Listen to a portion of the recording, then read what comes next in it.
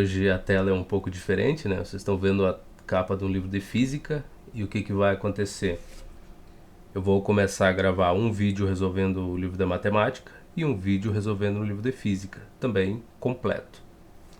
Eu não conheço esse livro aqui, Tópicos de Física. Então, assim, eu peguei ele por recomendação de outros professores, por recomendação de várias pessoas na internet. É um livro que aparece em muitos canais ali, né, como top 3 de recomendados de física, então vou resolver esse livro aqui. Não sei o tamanho desse livro, não sei a quantidade de questões que ele tem, mas pelo tanto que ele foi recomendado, tudo bem, eu vou resolver. O que mais que eu tenho de aviso? Bom, para quem pretende usar esse livro aqui, olha, eu não estou recomendando que vocês cometam crimes, mas olha só. Se você vir nesse canal aqui, que como é que é o nome? Sou Exatas, ou na verdade vim não, pesquisar na internet, né? Tópicos de Física, 18ª edição, e aí Newton, Hello, deve ser Hello, e Gulater, nossa, minha pronúncia deve ser maravilhosa. Download PDF, se você pesquisar esse título aqui no Google, você cai nesse site, encontra ele, e aí o que você faz? Temos livros aqui, olha só. Se tu clicar aqui em cima, ó, não tá acontecendo nada, né? Agora se tu clicar fora aqui uma vez, pelo menos, aí aparece a mãozinha aqui. Tu pode baixar os livros, as respostas, que vai estar em arquivo zipado, né? .zip. E o que eu não tô incentivando ninguém a fazer isso, tá? Mas o que vai acontecer depois que você baixar esses livros aqui, tem duas opções, pelo Mega e pelo Mediafire, que eu não testei essa daqui. Essa daqui eu acho que funciona, não vou garantir nada, não sei, não baixei livro nenhum desse jeito. Bom, mostrado isso, o que mais que eu tenho para dizer? Eu tinha reclamado, né, da porcaria do cooler do meu computador ali, que não estava resfriando o processador decentemente, o cooler box que vem da Intel. Então eu comprei outro. O que acontece agora? Deixa eu colocar aqui, HW. Vamos olhar a temperatura, né? Eu sei que eu deveria estar resolvendo o livro, deveria estar começando, mas não custa nada falar. Já tinha reclamado antes. Então vamos olhar a temperatura do processador aqui. Aquele dia eu tinha mostrado, acho que estava em 40 e poucos graus. Vamos vir para cá, aqui. Agora tá, o máximo que ele bateu aqui foi 47 graus. Esse aqui é o o limite, estourando. Mas se tu olhar aqui em cima tá 31, mínima, tá bonitinho. Antes, a mínima para te pegar aqui era 40 e poucos graus. Seu processador tá fazendo nada. Olha aqui, deixa eu colocar assim. Olha o uso do meu processador, ó. 11%. Eu tô gravando, tem outras coisas abertas no computador, mas fica mais ou menos nisso. Então, pra mim, agora 30 e poucos graus tá ótimo, a temperatura é excelente. E aí tu me pergunta, bom, mas e se tu estressar o processador? Se ele chegar a 100%? Ok, não tem problema, a gente testa agora. Eu não quis testar quando eu tava gravando da outra vez, porque eu não queria que o computador desligasse, não queria perder minha gravação. Mas a gente vem no CPU-Z aqui, vamos colocar aqui, multithread, né? E vamos colocar estressar a CPU. Tá vendo aqui a pontuação do bichinho? Então, agora a gente vem cá no gerenciador de tarefas e olha lá, 100% de uso. Alguém vai dizer, não, mas pô, tu precisa deixar 10 minutos aí rodando esse teste, pelo menos para te ter uma temperatura mais precisa. Mas se a gente esperar um pouquinho aqui, ele vai chegar lá nos seus 60 graus, eu acho, que foi o máximo que ele bateu ali, o tempo que eu deixei ele estressando assim em 100%. Lembrando que, da outra vez, ele batia 90 graus. Mas assim, em questão de segundos, eu não estou nem dizendo que tu precisava deixar 2 minutos ou 3 o processador funcionando para acontecer essa tragédia. Olha aqui, ó, 56 graus. Qual é que é o máximo que a gente tem? Olha como está segurando bem a porcaria desse cooler que eu comprei. Deixa eu abrir de novo o programa, só para ver se ele atualiza. E assim, eu não vou, eu vou falar qual marca eu comprei, mas eu não estou recomendando para ninguém. Eu só estou dizendo que comparado com o que veio padrão de fábrica, o que eu comprei está excelente, tá? Ó, 57, 56 ali, ó, máximo 59 graus. Então agora com 100% de uso do meu processador, tá indo para essa temperatura. Antes, quando eu ia editar um vídeo que ficava em 50% de uso do processador, a temperatura batia os 90, 85. Então, assim, escutar a gente na internet falando é complicado, né? Às vezes a gente procura canais mais antigos para ter uma garantia, né? Ser mais confiável, de falar, bom, o cara tá 7 anos, 8 anos trabalhando com isso. O cara não ia recomendar para outra pessoa comprar, deixar de comprar um cooler, um porcaria que custa R$ 150, sendo que isso ia prejudicar um monte a pessoa se ela não comprasse, né? Fala, não, cara, ele disse que o porcaria que vem junto com o processador é o suficiente, a empresa testou. A empresa testou, cara, essa frase eu não vou esquecer nunca na minha vida. Mas tá aí, ó, eu tenho o programa gravando agora, eu tenho um monte de coisa acontecendo, e tá aí, ó, 57, 56.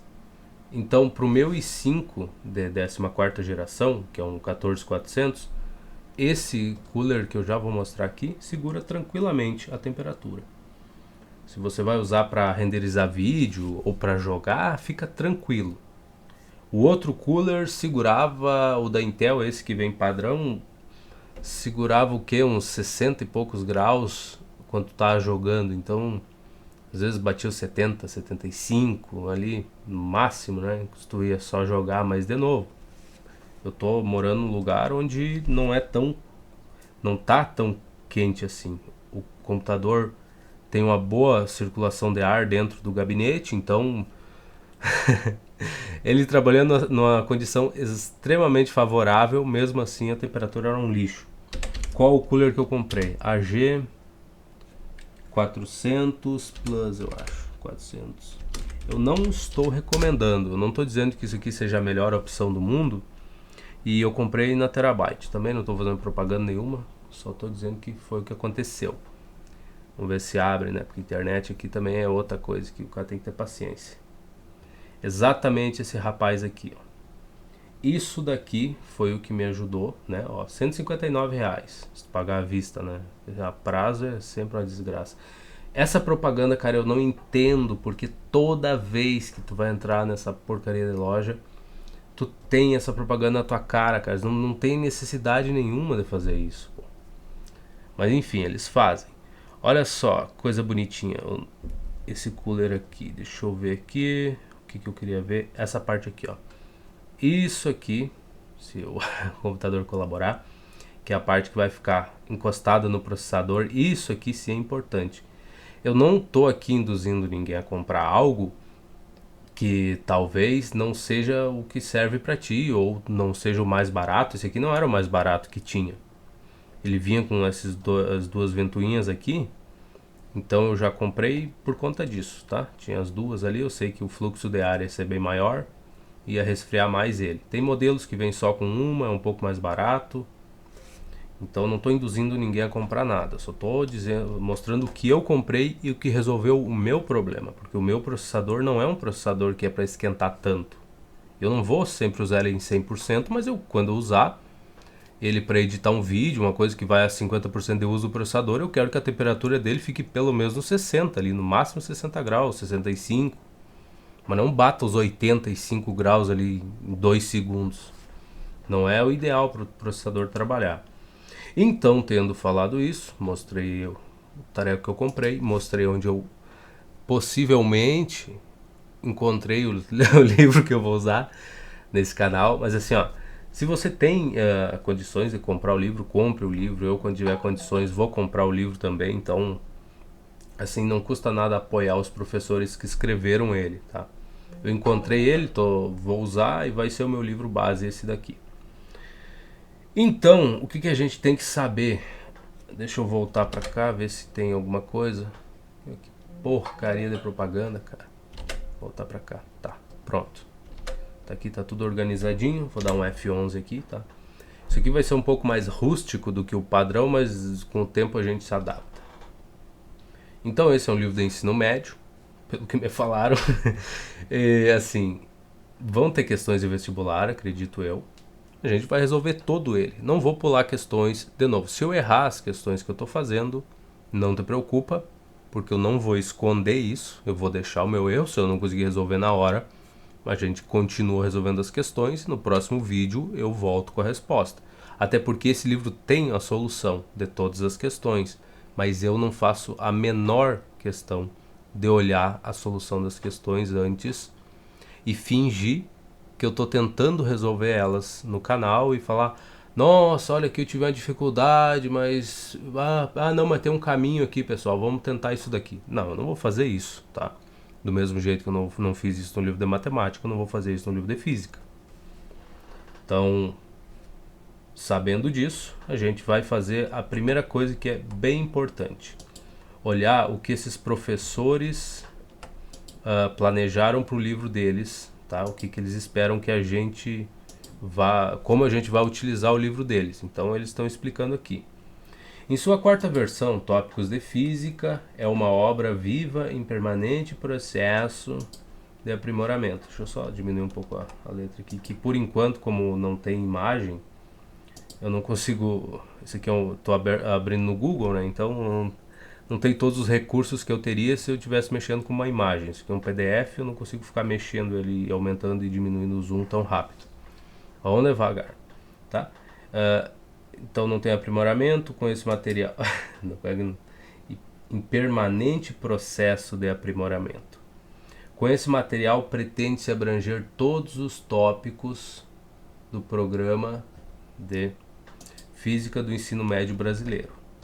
Então, deixa eu só diminuir um pouquinho mais o zoom aqui, que eu vou lendo aqui junto com vocês, que eu já perdi a vergonha de ficar lendo e errar as coisas que eu estou lendo. Então, nessa versão procuramos dar à obra um caráter interdisciplinar, contextualizando o contemporâneo. Para isso, buscamos sempre que possível propor perguntas cujas respostas ultrapassam os limites da física, textos relacionados às situações do dia a dia, informações sobre avanços tecnológicos, tudo isso para que Tópicos de Física seja uma obra atualizada e ainda mais atraente. Aqui, essa parte, quando os professores estão falando para a gente que vão ter questões contextualizadas, e eu sei que muitas pessoas, muitos de vocês, vão ter um certo receio, né? Porque falar, pô, contextualização nem sempre é uma coisa tão agradável, nem sempre ela é feita de maneira decente. Então tu tá resolvendo as questões, vê uns absurdos, tu fala, pô, cara, isso não precisava de todo esse texto aí. Tu podia simplesmente me cobrar ali, porque do jeito que tá apresentado aí não faz nem sentido.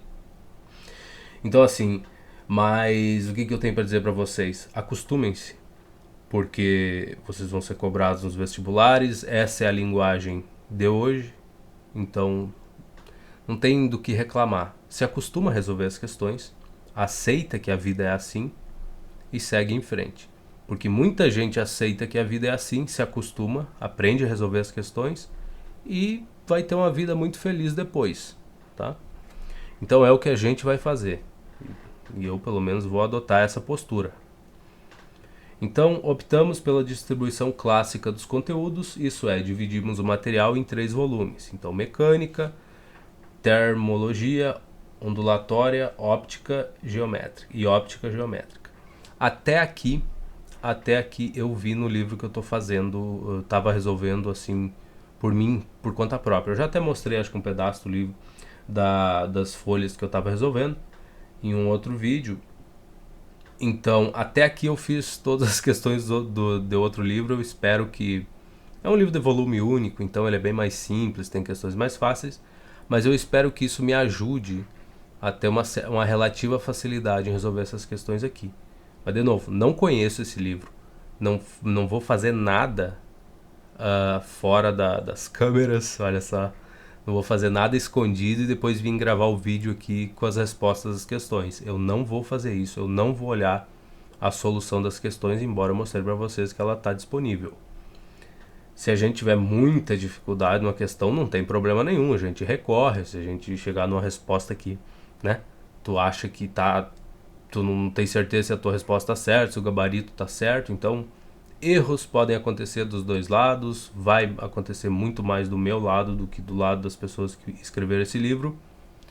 Mas foram raros os livros que eu peguei que não tinha pelo menos um erro no gabarito ou erro no enunciado da questão. E o gabarito estava certo, a resposta do gabarito estava correta se o enunciado não tivesse um erro ou outro ali. Então, eu não lembro de ter pego um livro que não tivesse nada, não tivesse problema nenhum. Mas peguei livros excelentes que tinham muito, mas assim, 2, 3 questões no livro inteiro erradas. Ou o gabarito, então... Espero que seja o caso desse daqui também. Nunca não vi ninguém falando mal desse livro nesse respeito. Então, o volume 3 fala de eletricidade, física moderna e a análise dimensional. Eletricidade, eu tenho uma vaga lembrança do meu ensino médio. Na graduação eu não cheguei a fazer...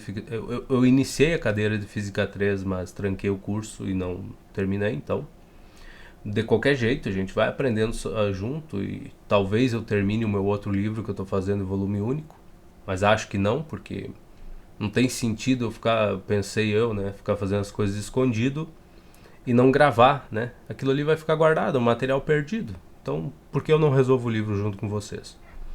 Então tá, cada volume compõe-se de partes que equivalem aos grandes setores de interesse da física. Estas, por sua vez, são constituídas de tópicos que abordam determinado assunto, teoria e operacionalmente. Olha a minha leitura aí. Que abordam determinado assunto, teórica e operacionalmente. Agora fez sentido. Em cada tópico, a matéria está dividida em blocos que agregam itens relacionados entre si. Por que eu tô lendo essa introdução aqui? Porque muitas vezes, eu já falei isso, mas vou repetir.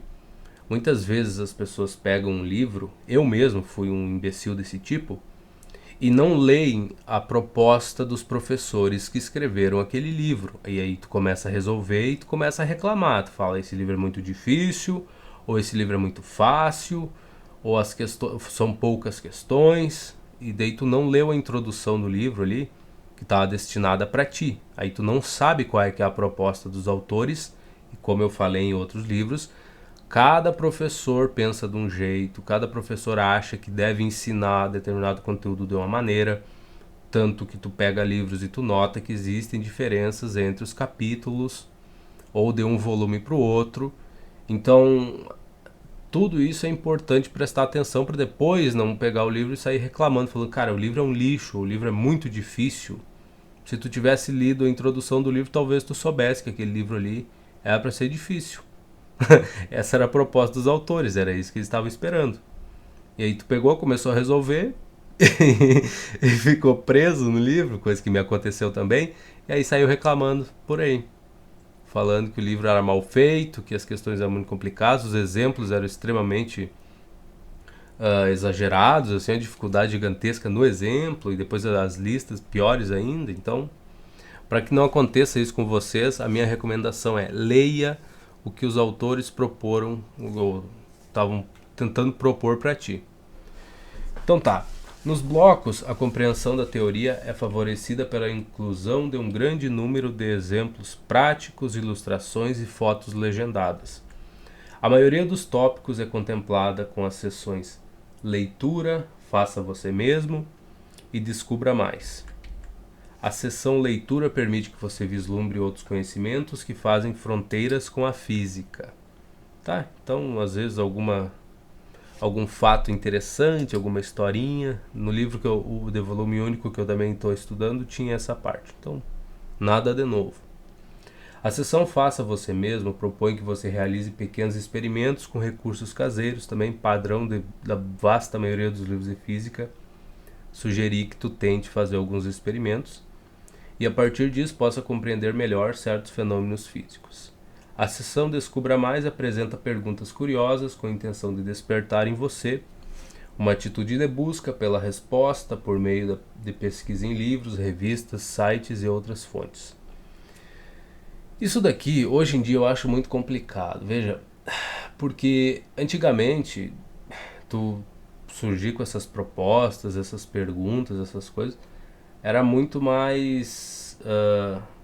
tinha um impacto maior. Hoje em dia as pessoas pegam o telefone, vão lá, entram no YouTube, pesquisam ali, assistem um vídeo de 5 minutos e se contentam com isso. Elas não fazem pesquisa nenhuma, não se esforçam em nada, até porque estão acostumados. Então tu ouve falar sobre algum fenômeno físico, tu fala, olha que legal, vai ali, assiste um vídeo de 5 minutos no YouTube e acabou.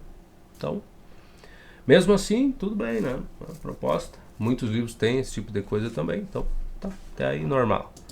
A cada tópico há 4 grupos de exercícios com diferentes níveis de dificuldade. Talvez esteja aí um dos grandes pontos que as pessoas elogiam esse livro aqui. Tu ter essa distinção dos níveis de dificuldade, tu saber que as questões que tu tá resolvendo são questões mais difíceis que foram selecionadas pelos autores e tal. Então esse nível de noção, essa noção é muito boa. O Halliday usa esse tipo de coisa e embora tenha muitas críticas a respeito dele, eu tenho algumas, mas enfim, eu também é uma coisa interessante tu saber que o exercício que tu conseguiu resolver é um exercício de nível difícil.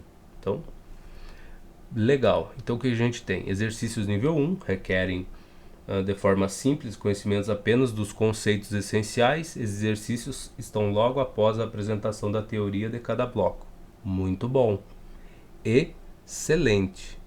Exercício de nível 2, além dos aspectos conceituais, valoriza-se nesses exercícios a descrição quantitativa dos fenômenos no meio dos exercícios nível 1 e nível 2, há alguns exercícios resolvidos. Muito bom, excelente. Que servem de ponto de partida para o encaminhamento de exercícios semelhantes. É o que eu falei no vídeo lá de matemática que eu estava resolvendo, que eu tinha críticas aos livros e reclamava dos livros de física 1, de física em geral, que eu estava resolvendo, por ter essas questões mais repetitivas, muito similares aos exemplos e tudo mais, mas porque eu já tinha visto esse conteúdo aqui tantas vezes, e vou rever de novo agora com vocês, e vou errar as questões também, não acho que eu vou pegar isso daqui e sair resolvendo tudo, porque não é assim que funciona a vida. Então, hoje eu tenho a visão que nesse mês que eu fiquei sem gravar, eu fiquei resolvendo o livro, né?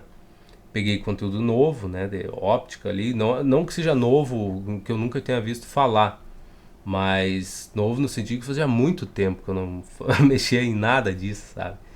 Então peguei exercícios que eu não conseguia resolver tão fácil assim, e por sorte tinha os exemplos que eram bem similares a esses exercícios, daí eu refiz o exemplo, olhei e falei, não, olha só, tá aqui. Então eu entendi qual é que é o caminho que eu tenho que seguir, daí fui na questão e segui aquele passo a passo, similar ao exemplo, e consegui resolver a questão. Então ter essas questões similares vai ajudar a gente um monte. Então não podemos reclamar disso. Eu pelo menos parei de reclamar dessas coisas.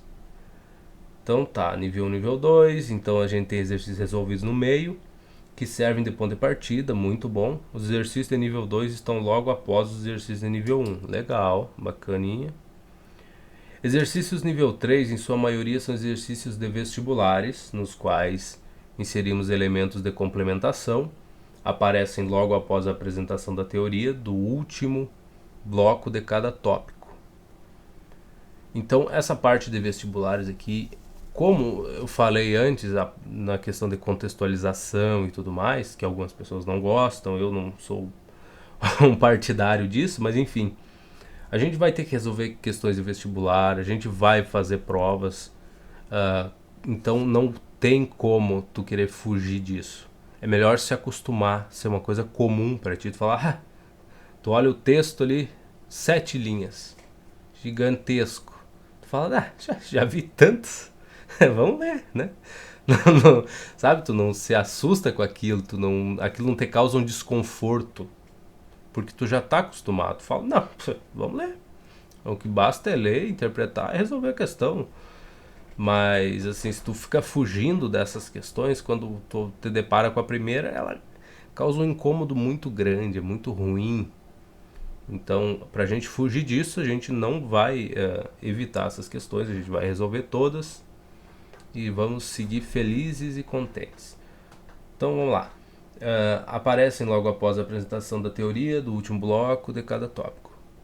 Para raciocinar um pouco mais, são exercícios com formulações mais difíceis, recomendados àqueles que se dispuserem a alcançar maior grau de aprofundamento no conhecimento da física, no conhecimento de física, encontram-se logo após o exercício nível 3.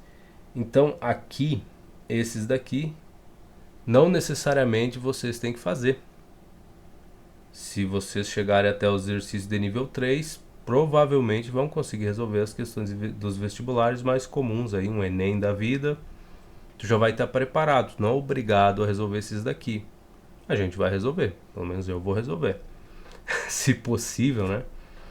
Então, esperamos que ao utilizar tópicos de física, você enriqueça seus conhecimentos e torne mais flexível o seu raciocínio formal. E que também adquira uma ampla visão eu tenho muito pouca, enxergo muito mal, dessa fascinante matéria, o que certamente contribuirá para seu ingresso nas mais concorridas faculdades do país, com toda certeza, se vocês resolverem as questões, com toda certeza. Então, a gente tem o sumário, a gente não precisa se preocupar com isso, a gente só vai seguir a vida, não tem porque ler todos esses tópicos aqui. E vamos lá, né? Pô, olha só que bonitinho o foguetinho, olha só. Coisa linda, né? Introdução. Introdução à física, introdução à mecânica. Naturalmente eu pularia essa parte. Faria, não, é muita leitura, é muita coisa. Mas, no meio geral aqui, o que eu vou fazer? Eu vou ler e vou comentando. Se eu achar que eu tenho alguma coisa para acrescentar, eu vou comentar. Até porque a gente vai aproveitar esse livro inteiro. Então, se você não quiser assistir, não tem problema. Foda-se. Tem muito canal aí só resolvendo questão. Não te preocupa. E esse livro aqui tem toda a resolução. Tu não precisa de mim para resolver esse livro. Então vamos lá. A física é uma das ciências que estudam a natureza. Tudo o que acontece na natureza chama-se fenômeno natural. Mesmo que nada tenha de extraordinário, o simples fato de uma camisa molhada secar no varal é um fenômeno natural. Assim como a queda de uma laranja que se desprendeu de seu galho. Lindo. O estudo da física é dividido em cinco grandes partes: mecânica, termologia, ondulatória, óptica e eletricidade. Nessa coleção acrescentaremos... Nossa, não estava preparado para falar tanto tempo que eu não falo tanto, rapaz. Vamos lá. Nessa coleção acrescentaremos no volume 3, Física Moderna e Análise Dimensional. Veja alguns exemplos de fenômenos naturais estudados pela física. Tá, volta lá que eu não entendi o que ele está falando. Ah tá, mecânica, terminologia, ondulatória, óptica e eletricidade. Mas nesse livro aqui, como em muitos livros, eles vão acrescentar no volume 3, Física Moderna e Análise Dimensional, que é uma parte que geralmente fica perdida. Meus professores no ensino médio quase nunca dedicaram mais do que uma aula para esse apêndice aí, esses dois apêndices que tem. Física moderna, tu muito pouco ouve falar, a não sei que o professor conte alguma coisa, mas eu sempre vi pulando. Então, vamos seguir o baile aqui. Então, para ver alguns, e inclusive na universidade também, tópicos que tu tá interessado, tu aprende nos corredores. Não estou dizendo que todos os professores pulam essas coisas, eu só estou dizendo que os que eu tive não gastaram mais do que uma aula com isso. Veja alguns exemplos de fenômenos naturais estudados pela física. O movimento orbital, e aqui só fazendo um adendo, não estou dizendo que seja um problema, até porque os professores que eu tive tinham outros problemas para enfrentar. E quais seriam eles? Alunos que chegaram na física sem saber porcaria nenhuma. Então, a matemática muito, muito fraca, e os caras não conseguiram acompanhar, e eu me incluo plenamente nesse grupo. Então não conseguiu acompanhar coisas simples ali, deduções simples de cálculo. Então os professores tinham que, além de dar aula de física ou as aulas de cálculo, ainda fazer uma revisão muito grande. Então consumia muito tempo. Então admito que E não é que tu saísse de física 1 para física 2 já resolvia com teus problemas todos resolvidos. Essas deficiências que as pessoas tinham. Não, tu chegava em física 2 com outros problemas. Tu descobria que tu não sabia outras coisas básicas. Então os professores gastavam muito tempo com esse tipo de coisa também. Então não estou culpando meus professores, até porque muitos deles tiveram que fazer muitas revisões. Então, vamos lá, seguindo aqui. O movimento orbital de satélites, planetas e outros corpos celestes é estudado em mecânica. Lindamente, exatamente, estudado. Então, a representação artística de Saturno, tá, isso aqui não tem por que ler muito, né? A gente volta para as coisas mais interessantes aqui. A solidificação da água, a formação do gelo e a obtenção de baixas temperaturas numa geladeira, por exemplo, são estudados em termologia. Exatamente, a gente vai estudar isso aqui, o fluxo de ar, tudo isso, então não se preocupem, a gente vai ver muita coisa interessante. Vocês vão passar a olhar para uma geladeira de forma muito diferente. Então, as micro-ondas usadas num forno ou em transmissões via satélite e até a coloração das bolhas de água e sabão são estudadas em ondulatória. Sim, senhor, são mesmo. Próxima página, o que a gente tem? Bom, aqui então ele está mostrando um pouquinho de cada parte, né, do livro que a gente vai estudar.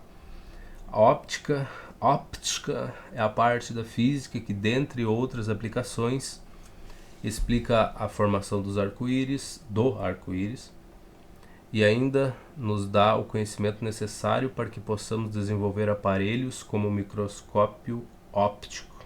Exatamente. Quanta coisa a gente acabou dominando, né, nesses anos que sucederam. Tá. A causa de descargas elétricas na atmosfera, raios, é estudada em eletricidade, em cartões magnéticos, bilhetes de metrô, fitas de áudio e vídeo. Informações são gravadas e reproduzidas devido a conhecimentos de eletricidade e magnetismo. Isso que é engraçado, né? A gente reuniu tanto conhecimento, né, em tanto tempo, tanta coisa, e a gente nem se importa, né? Geralmente o dia a dia da gente a gente não precisa de tudo isso, nem se dá conta do quanto que a nossa sociedade conseguiu adquirir de conhecimento e guardar e transmitir esse conhecimento para as pessoas. Impressionante. Vamos lá, vamos para cá agora.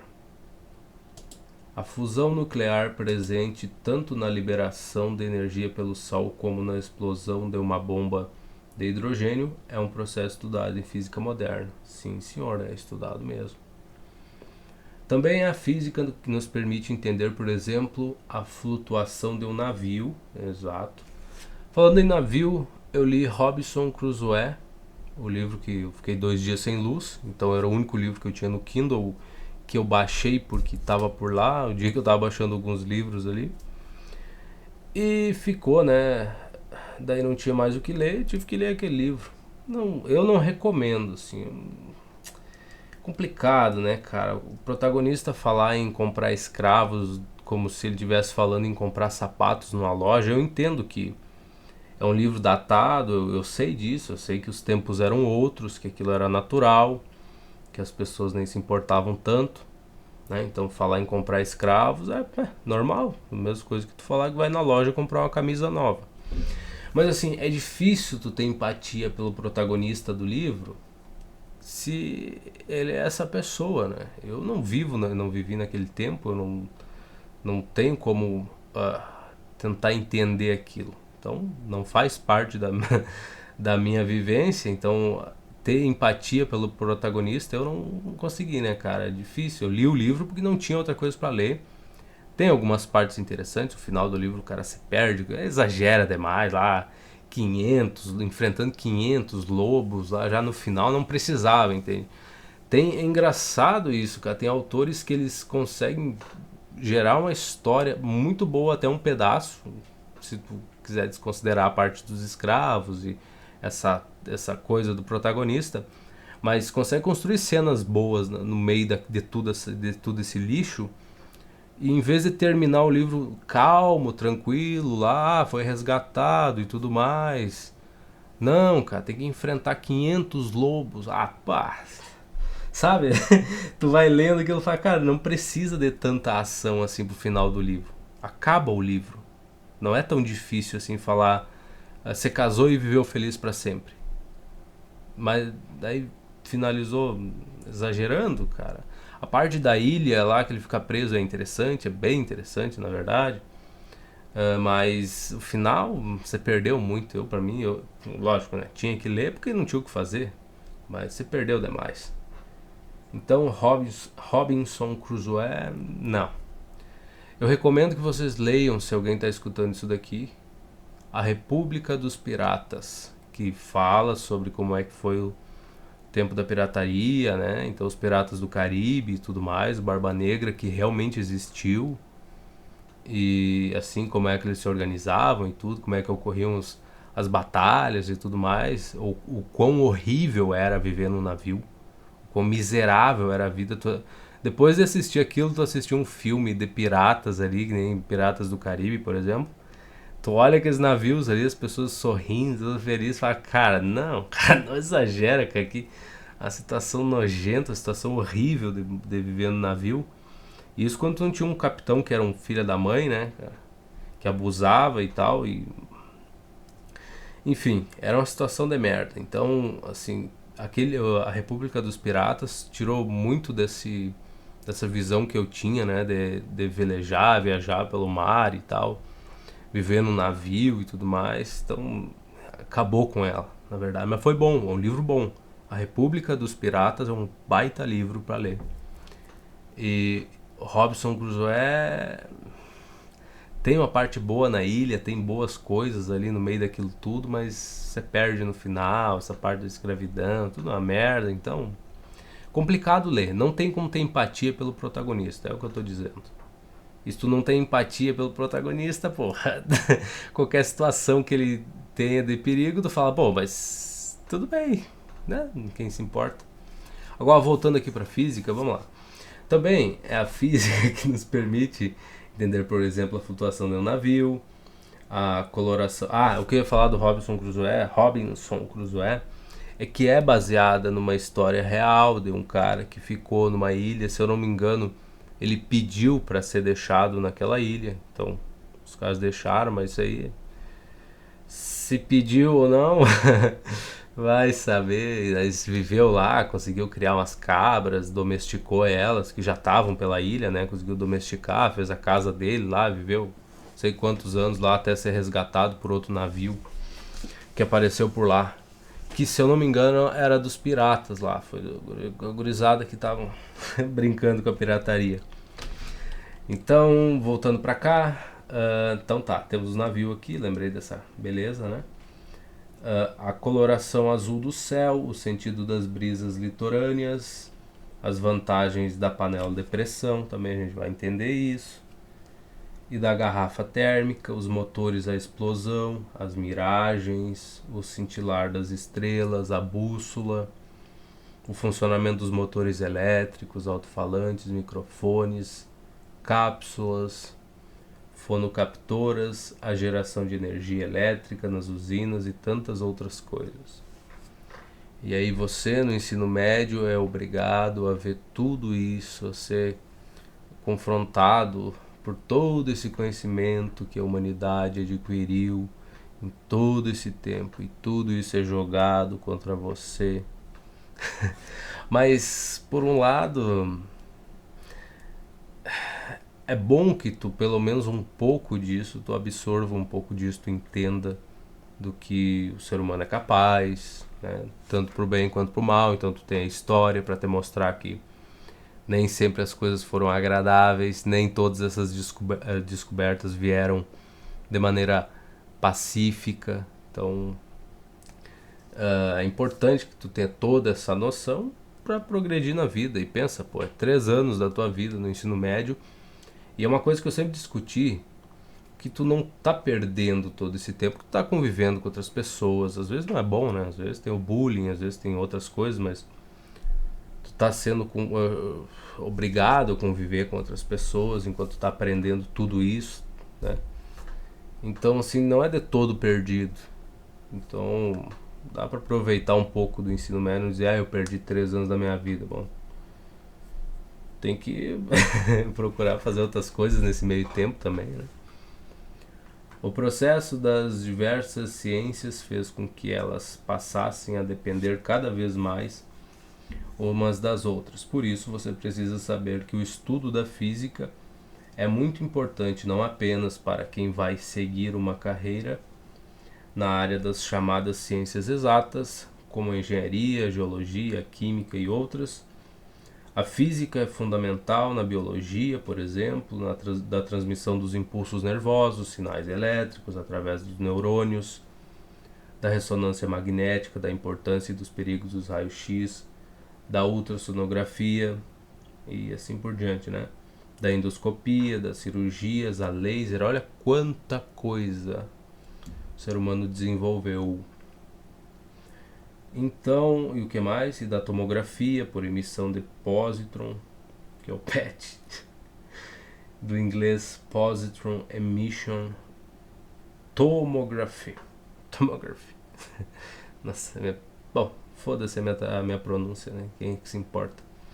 A física também é muito importante na odontologia, sabe-se, por exemplo, que os materiais usados na restauração dos dentes devem ter coeficientes de dilatação iguais aos ou quase iguais ao do próprio dente. Isso aqui também a gente vai aprender, muito interessante esta parte, ou seja, devem dilatar-se como material dentário, evitando assim a queda da obturação ou danos causados ao material do próprio dente.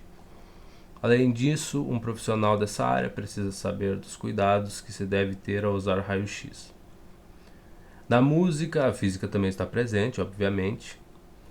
Afinar um violão, por exemplo, significa fazer com que suas cordas vibrem com frequências bem definidas, ou seja, executem determinado número de vibrações por segundo.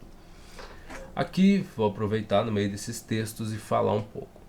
Não seja um ser humano estúpido que aprendeu um pouquinho a fazer 2, 3 contas e sair por aí achando que é melhor que uma pessoa que estuda, por exemplo, antes de chegar numa graduação, então tu tá no ensino médio ainda, tu sabe fazer 2, 3 contas, não sabe bosta nenhuma, de porcaria nenhuma.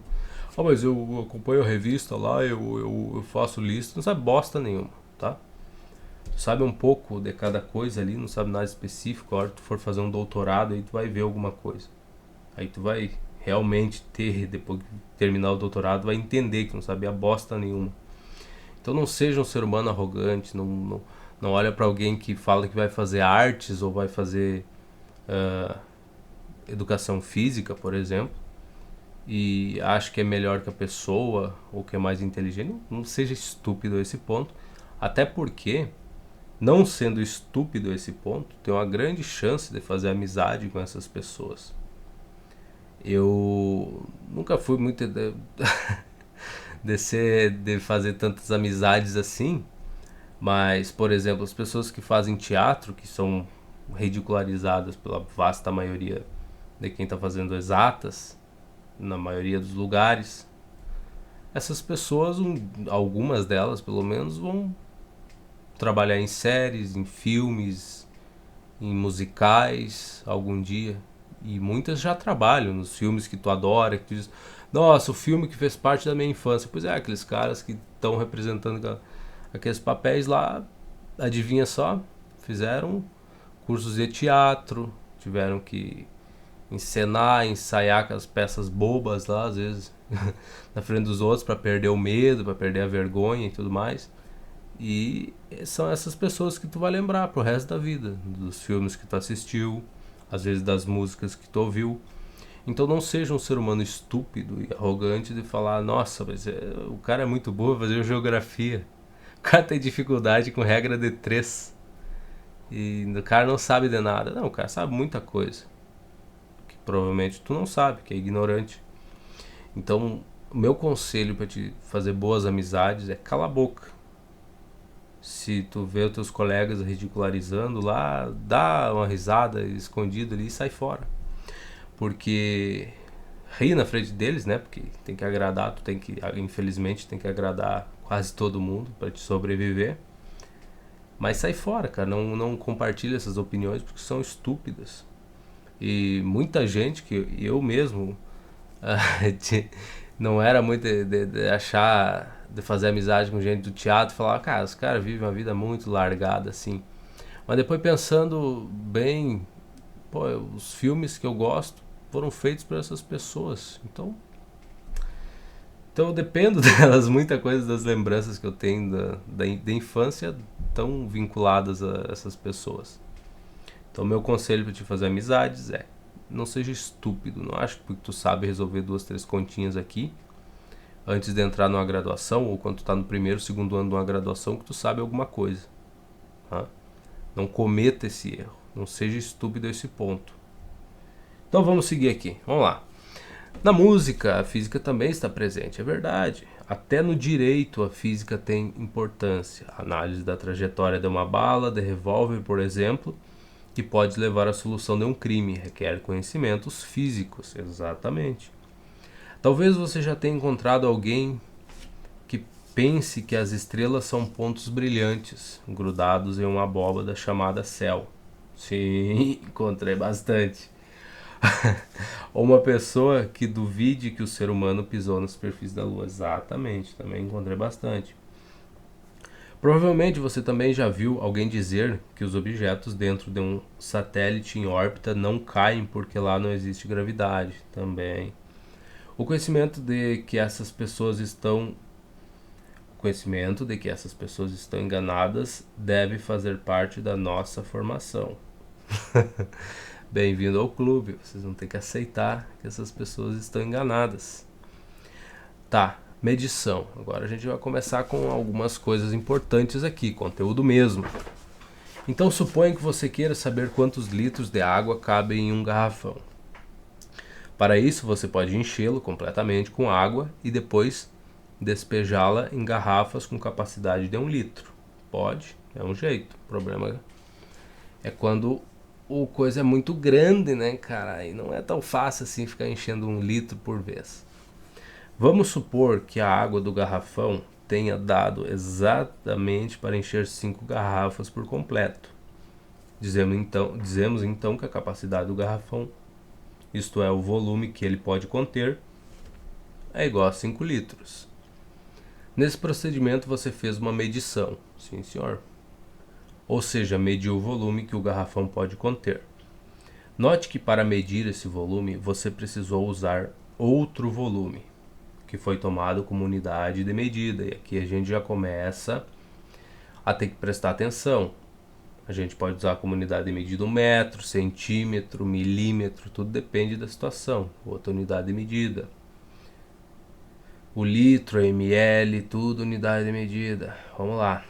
Do mesmo modo, para medir o comprimento de uma corda, você precisa de um outro comprimento tomado como unidade, o metro, por exemplo. Assim você pode determinar quantos metros o comprimento de corda contém.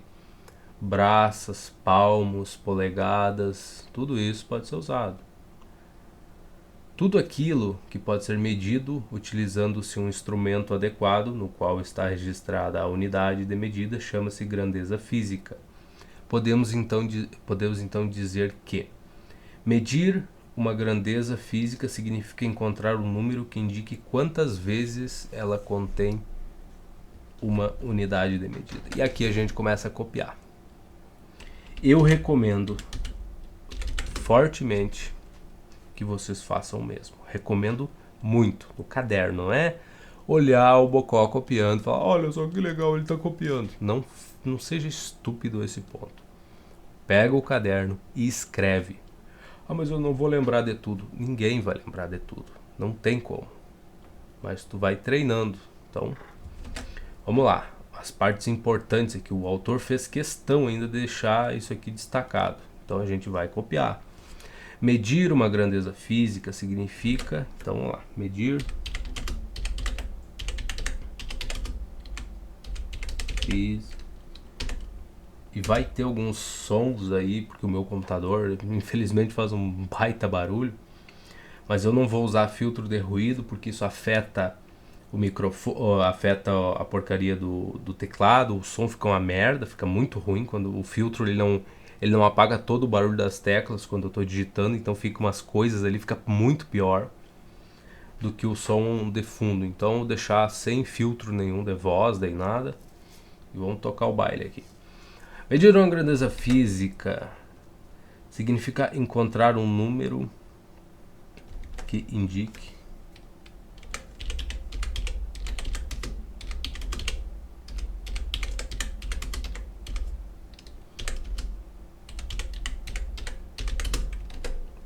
o que, rapaz? Quantas vezes ela contém uma unidade de medida?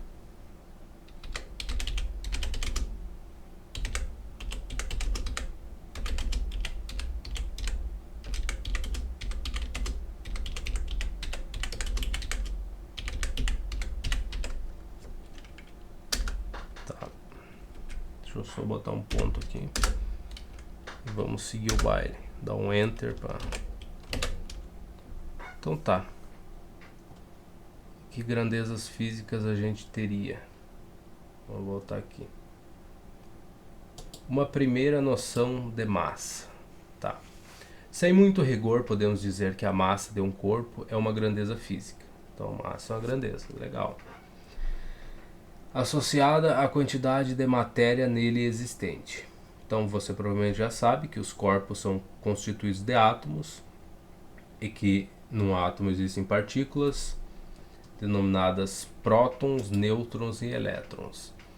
E aqui é que a gente tem um dos problemas dos livros de física. Eu notei isso no ensino médio, notei isso na graduação. Na graduação fica muito mais nítido isso. Teoricamente, era para matemática e a física se acompanharem. Muitos conteúdos de matemática que tu vai ver eram para te auxiliar na física. A mesma coisa acontece quando tu entra na graduação. Teoricamente, é para te aprender limite, derivada, integral, e isso te auxiliar a resolver as equações quando tu estava fazendo as aulas de física. Então, qual o problema disso? Quase nunca, acho que eu não vi os professores de cálculo conseguir acompanhar, sabe? Não é viável o cara te apresentar limite, derivada, integral tão rápido a ponto que tu possa usar essas ferramentas já no início das aulas de física, que tu vai precisar delas já no início, para te ter as primeiras noções ali quando começa a trabalhar com velocidade e tudo mais. Então nunca o professor consegue fazer uma coisa dessas, né? A mesma coisa no ensino médio. Tem conteúdos de matemática que tu precisava ter uma noção bem clara deles quando tu ia resolver as questões de física. Só que o que acontece? Tu tá sendo cobrado aquele conteúdo na segunda, terceira aula de física do ensino médio, mas tu vai ver ele na parte de matemática lá no final do primeiro mês. Aí tu precisa, sei lá, depois do primeiro mês de aula, pouco depois, alguns conteúdos. Então, tu precisa daquilo muito antes na física. O professor é obrigado a te ensinar por cima aquilo dali. E daí tu se ferra, porque tu perdeu a explicação. Tu precisava da explicação do teu professor de matemática. Tu teve que ter uma explicação rasa por cima daquele assunto para te poder resolver essas questões. E fica tudo embaralhado, então nunca consegue acompanhar. A mesma coisa aqui. A questão de química, então deveria saber a parte dos átomos, que provavelmente tu viu no ensino fundamental, mas de novo, né, cara? O que tu vai guardar do ensino fundamental para ir pro ensino médio? Então tinha que estar tudo junto, né? As matérias andando junto, mas é muito difícil, muito difícil. Então, tá, a gente tem que os átomos, que um átomo existem partículas denominadas prótons, nêutrons e elétrons. Como a quantidade de matéria existente em um elétron é muito pequena, quando comparada a de um próton ou com a de um nêutron, dizemos que a massa de um átomo é praticamente igual à soma das massas dos seus nêutrons lá e dos seus prótons, que ficam bem no centro do átomo. Então, do mesmo modo, a massa de um corpo, como uma pedra, por exemplo, é praticamente igual à soma das massas de todos os seus prótons e nêutrons. É fundamental que você não confunda massa com volume. Considere, por exemplo, 1 litro de água e 1 litro de metal líquido chamado mercúrio. Tá? A densidade da água é bem menor que a densidade do mercúrio, logo isso daqui, o peso disso daqui, ou a massa dessa coisa aqui vai ser muito menor, né, porque é água, do que a massa do mercúrio. Então, observando a ilustração acima, note que o volume de água é igual a 1 litro e o do mercúrio também. A massa de mercúrio, entretanto, é igual a 14 vezes a massa da água. Isso quer dizer, 1 litro de mercúrio tem um total de prótons, nêutrons, quase 14 vezes a quantidade de prótons mais nêutrons existentes em 1 litro de água. Legal, beleza, a gente viu isso, viu uma pequena introdução de massa, uma breve história do metro. O metro já foi definido de vários modos diferentes e cada vez mais sofisticados. Inicialmente foi definido como 1/10 milionésimo do arco que vai do polo norte ao Equador, ao longo do meridiano de Paris. Assim, a circunferência máxima do planeta, supondo o esférico, mede 4 vezes 10 a 7 metros. O que tu tem que entender dessas unidades de medida? O problema de tu definir o que é um metro, o que é um centímetro, tá, mas daí o centímetro seria mais fácil. Mas o que tu definir a unidade base, o que seria 1 litro, por exemplo, é que todo mundo, no mundo inteiro, qualquer cientista tem que conseguir replicar aquilo. Então tu diz 1 metro é, é essa porcaria aí do arco aí que vai lá que vai do Polo Norte ao Equador. Então tu definiu essa unidade, então todo mundo no mundo, quando precisar usar essa medida para ter um padrão, eles têm que conseguir recorrer àquilo ali que tu falou e gerar a mesma coisa e chegar no mesmo resultado para o metro. Então esse é o problema quando tu está definindo essas unidades. Ela tem que ser universal, tu tem que conseguir replicar aquilo ali em qualquer canto.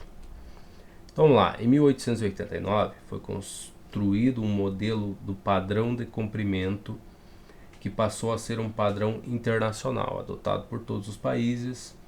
Uma barra de platina, irídio, sobre a qual foram feitas 2 marcas. A distância entre essas 2 marcas corresponde ao metro padrão.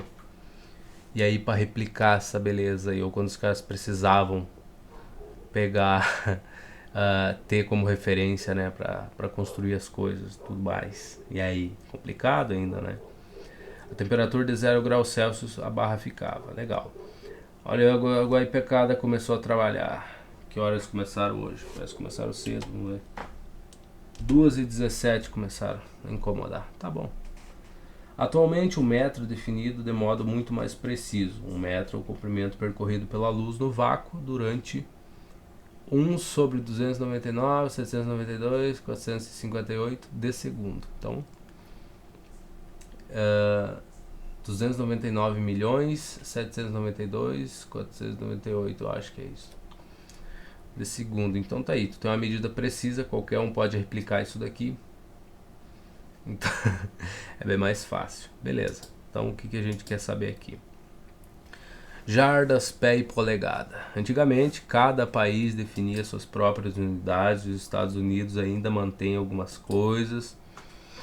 Então, alguns livros de física, pelo menos um dos que eu resolvi, que não tem um nome necessariamente, é física só, adota algumas unidades dos Estados Unidos, lá com as porcarias que eu não gravei na cabeça, mas adota algumas delas e tu tem que resolver as questões daquele jeito. Então é meio chato, meio ruim, tu tem que estar fazendo um monte de conversão. Mas assim, tem países que até hoje ainda incomodam com essas porcarias de unidades aí e usam as deles e foda-se. E se tu pega um livro para resolver as questões, tu tem que se acostumar com a porcaria das unidades. E até tem uma história engraçada, porque quando a gente tava fazendo cálculo, né? Tinha questões, na verdade física, não cálculo. Física lá, acho que física 2, tu trabalha com líquidos e tal, então é muita continha, muita unidade, muita coisa para trabalhar. E os caras, em vez de utilizar as unidades padrão que o livro apresentou, que não eram as usuais que a gente usa aqui, resolveram converter as unidades. O que acontece quando converte? Cara, questões que tu resolveria que dariam números inteiros, mas em vez de estar Newton por metro, ia estar Din lá, que é a unidade de pressão, se eu não me engano. Não estou garantindo nada aqui, mas é mais ou menos isso. Então, a unidade é Din. Aí tu converte para Newton por metro, por exemplo. Também não estou garantindo ter certo, porque a minha memória é uma merda. Mas daí o número que ia dar certinho em Din lá ia dar 5,2 Din. Em Newton por metro lá dá um troço com 8 casas decimal. E os caras arredondando e fazendo um trabalho desgraçado em vez de manter as unidades padrão, né? Que já estavam no livro ali, resolver certinho do jeito que tinha que fazer e apresentar as unidades que já tinha. Não. Vamos converter tudo, vamos converter aqui que a gente sabe trabalhar com Newton, a gente sabe trabalhar com metro, com centímetro. É mais fácil. É aí um trabalho miserável. Ainda bem que eu era burro mesmo, assim, a ponto de nem conseguir fazer esse tipo de coisa na época. Só ficar assistindo os outros fazer. Então, pelo menos nem isso eu não perdi meu tempo. Tá, antigamente cada país definia suas próprias unidades de medida, mas isso trazia dificuldades no intercâmbio. Certamente. A gente tem os dólares hoje e os reais, toda hora tendo que converter para te saber às vezes lá. Imagina outras unidades, imagina uma conta inteira, cara, um monte de quanto tem que refazer tudo só por causa dessas unidades diferentes. Imagina que alegria que não é, tá? Entre eles. Então, além disso, as unidades eram definidas quase sempre com falta de rigor e até mesmo de bom senso. Imagine o quê? Imagine o problema que teríamos hoje quando o intercâmbio é muito maior. Claro, hoje em dia a coisa é muito complicada. Se cada país continuasse agindo dessa forma. Na Inglaterra, por exemplo, eram usadas as seguintes unidades de comprimento. Jarda, definida como a distância entre o nariz do rei e a extremidade do seu polegar. Não, é uma precisão excelente. Cada vez que tu toma essa medida, tu ia ter uma coisa diferente. Pé, correspondia ao comprimento do pé do rei. Ótima unidade de medida. Polegada, equivalia à largura do polegar do rei. Maravilhoso. Note, o maravilhoso eu estou dizendo, se todo mundo usasse, pegasse essas medidas aqui e usasse como padrão, ótimo. Agora tu imagina cada canto usar uma coisa. Aí tu chegar aqui e tem que fazer todas as conversões. Note o problema quando o rei era substituído. Nossa, é verdade, né? O rei não dura para sempre. As unidades mudavam. Nossa, devia ser lindo ter que estar refazendo as coisas. Nossa, eu só imagino. Imagina a medida de terra. Nossa. A medida de terra devia ser uma beleza os caras refazer. Vamos lá. Esse problema existia não só com as unidades de comprimento, mas também com as unidades de várias outras grandezas. Hoje a situação é diferente. Existe um conjunto de unidades muito bem definidas, oficialmente adotado por todos os países, o Sistema Internacional de Unidades, também conhecido pela abreviatura SI. Nesse sistema, a unidade de comprimento é o metro, a unidade de massa é o quilograma e a unidade de tempo é o segundo. No transcorrer desse curso a gente vai ver muita coisa, vai ver tudo. Você conhecerá as unidades do SI para medir as demais grandezas físicas, velocidade, força, energia, temperatura, dentre outras. Algumas unidades dos países de língua inglesa e sua relação com SI. Está aqui. Aquelas estranhas unidades inglesas que você viu anteriormente e mais algumas outras ainda são usadas principalmente pelos países de língua inglesa. Porém, hoje elas têm uma relação bem definida com o sistema métrico. Eu imagino, né, cara? Tu precisa comprar material de outros países, tu precisa, quando for vender, informar, né, a quantidade de coisa que tu está vendendo. Lógico, né? Tem que encontrar uma relação. Uma polegada é 2,54 centímetros. Uma jarda é 91,44 centímetros. Um pé é 38,48 centímetros. Uma milha marítima é 1.852 metros e uma milha terrestre é 1.609. Legal.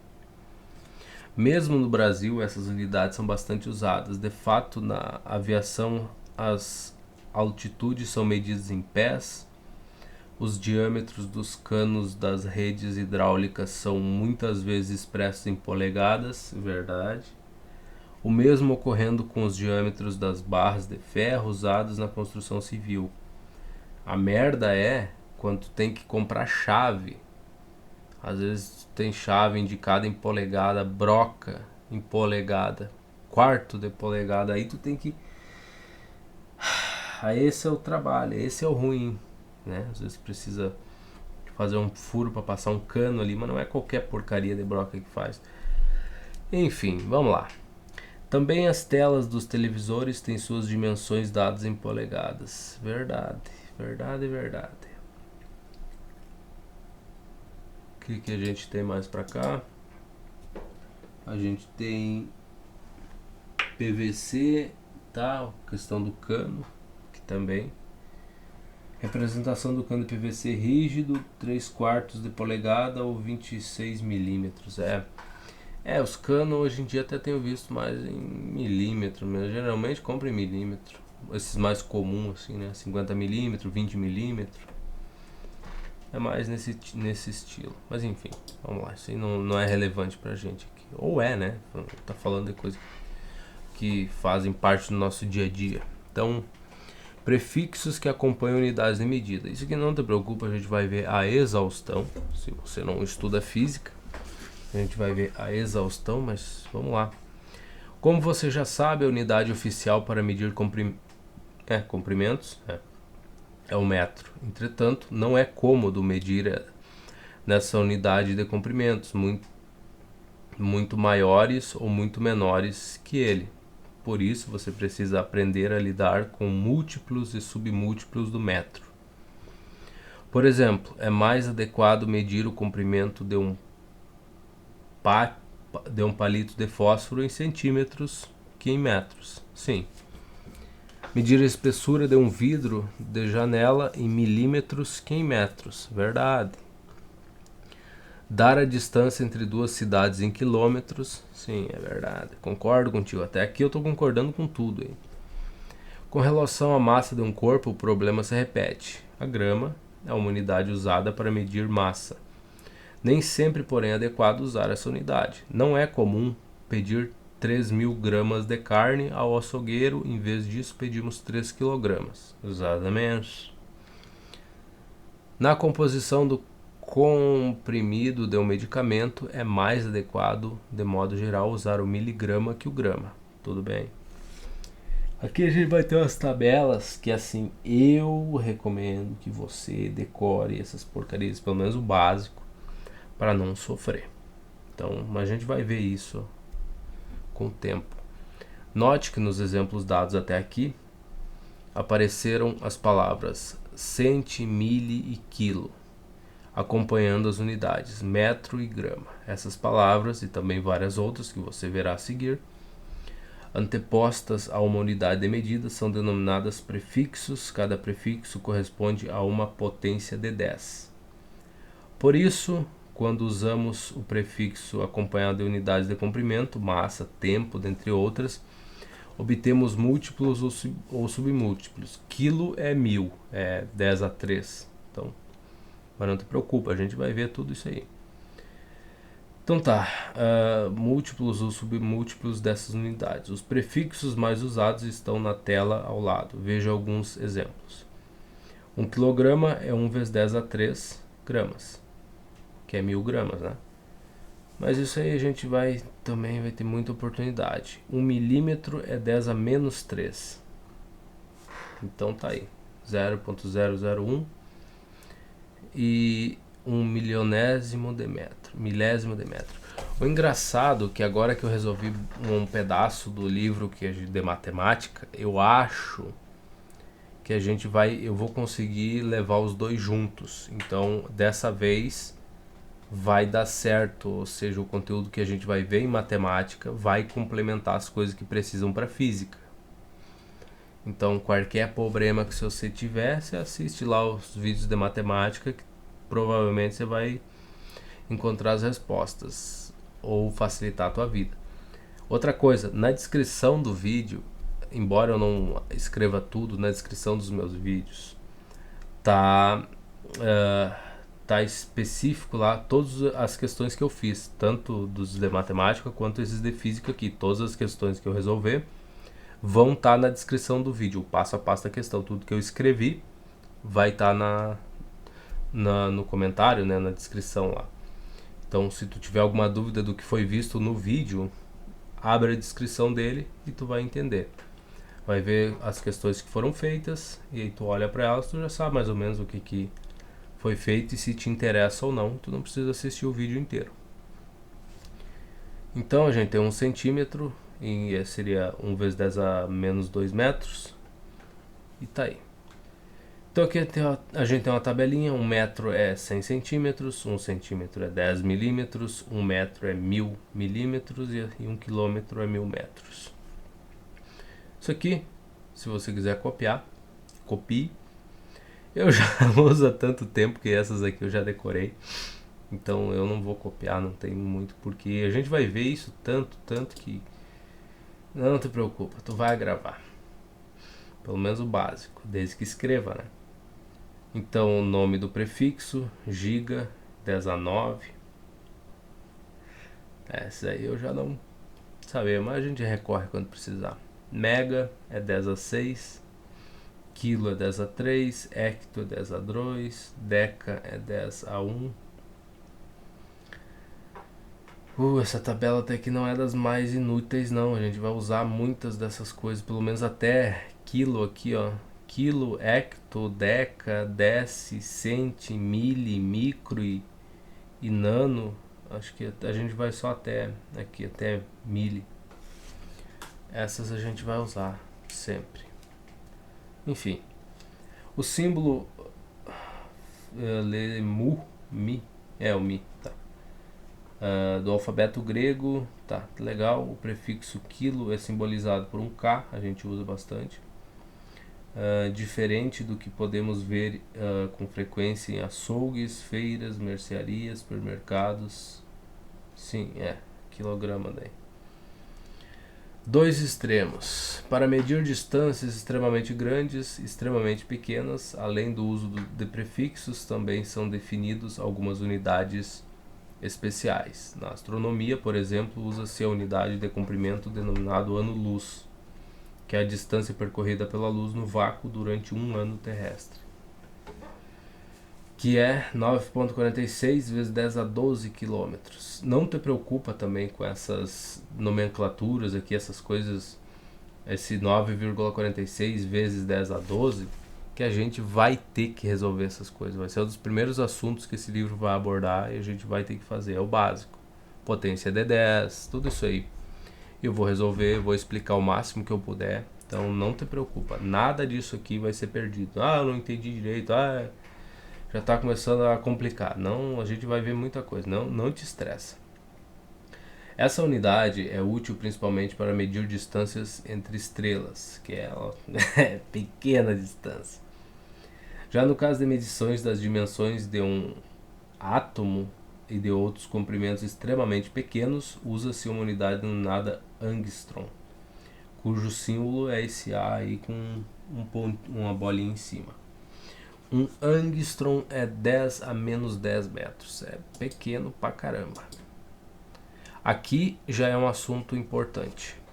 Algarismos significativos. Isso aqui já é um assunto realmente muito importante. Eu vou deixar para o próximo vídeo, já vou iniciar aqui e a gente segue resolvendo as questões. Então, se você me acompanhou até aqui, eu garanto que a gente tem muita coisa pela frente ainda. Então, muito obrigado e até mais.